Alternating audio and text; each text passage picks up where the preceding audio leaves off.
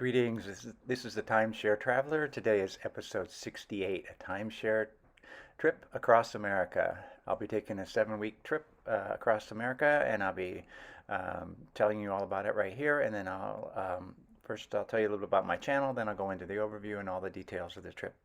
Hope you enjoy.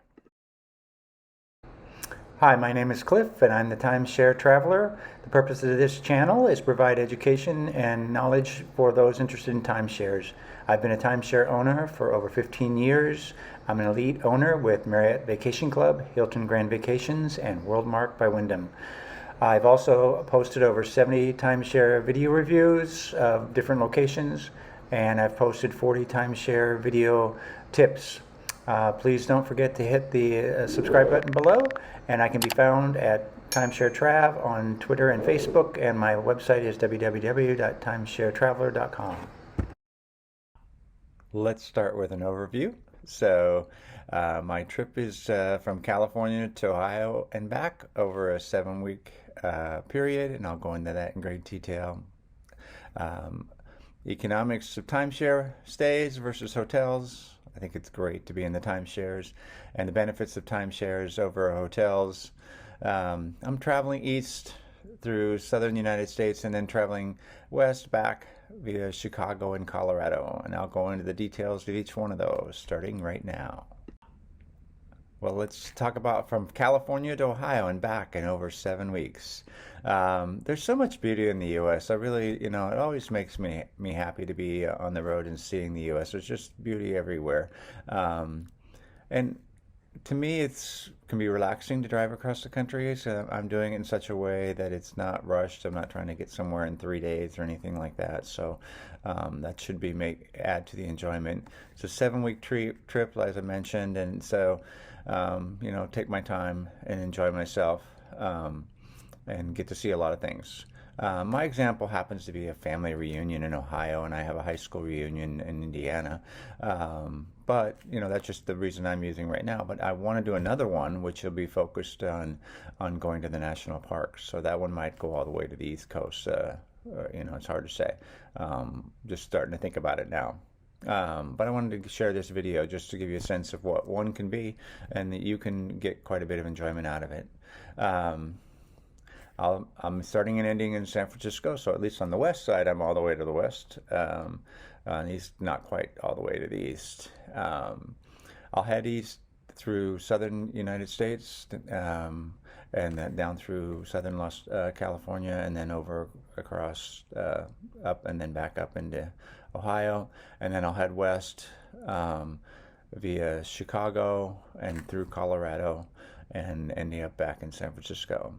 And the thing that's interesting for me is I'm going to be staying in quite a few new places, and there's still more places I haven't stayed, but this will be a really good opportunity for me to stay in some new places.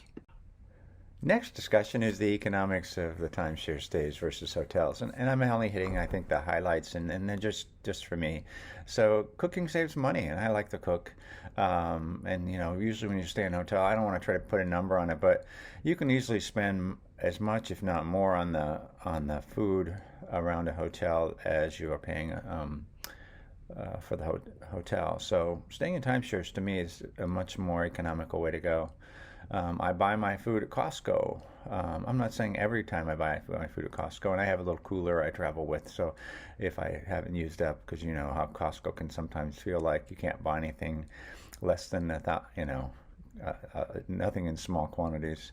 The other thing is I'm going to go in 7 weeks. I'll probably have to do laundry, so timeshares have laundry in them, so it's just part of the facility, and that saves you a lot of money. More importantly, it's a hassle. Like, where is the laundromat? And unless you're in a big city, it's not easily defined.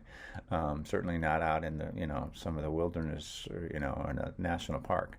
And it's hard. This is the last one. Is kind of my maintenance fee costs on the actual staying in that timeshare is comparable to a hotel. I'm sure you can find a cheaper hotel, but sometimes if you're traveling off peak, you can get a timeshare for $40 a night too. So I think that's kind of the highlights from the economic standpoint. Let me go to the next topic.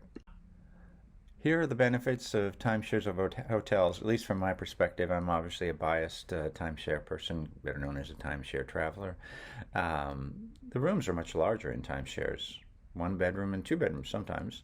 Um, there's larger pools, and often they have a jacuzzi, and hotels have, sort of a bare minimum pool. And again, there are exceptions to everything that I'm saying, but in general, that's true.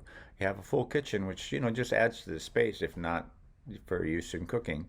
Um, Big use, typically a bigger TV and a real full living room, so you can actually relax and enjoy the time. So, and the other thing is they often have decks, and not all hotels across the country have decks. Views from there, usually the golf course or the trees or something, usually designed well to do that.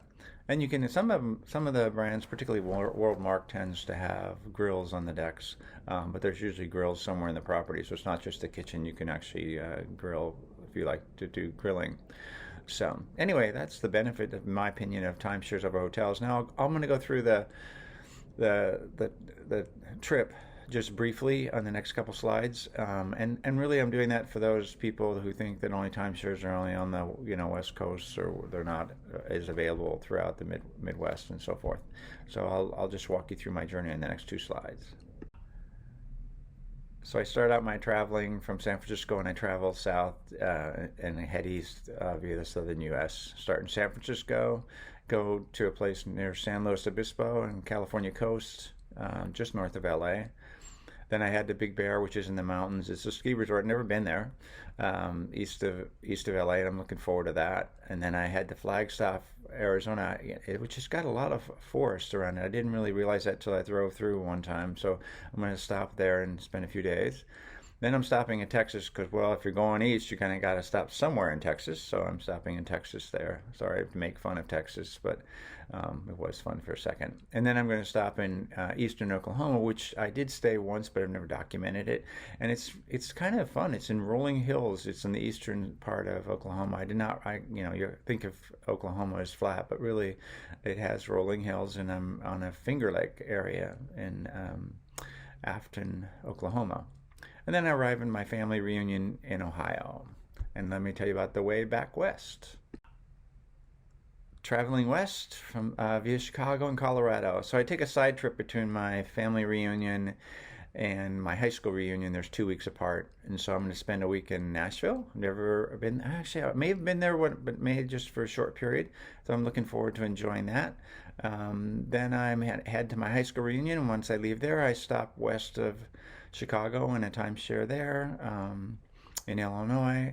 Looking forward to that. And then what I'm really looking forward to is some of the stops in Colorado, which I'm only staying for a couple days each, but I'm probably going to come back. Estes Park, which is right by one of the national parks, and make another stop in Steamboat Springs.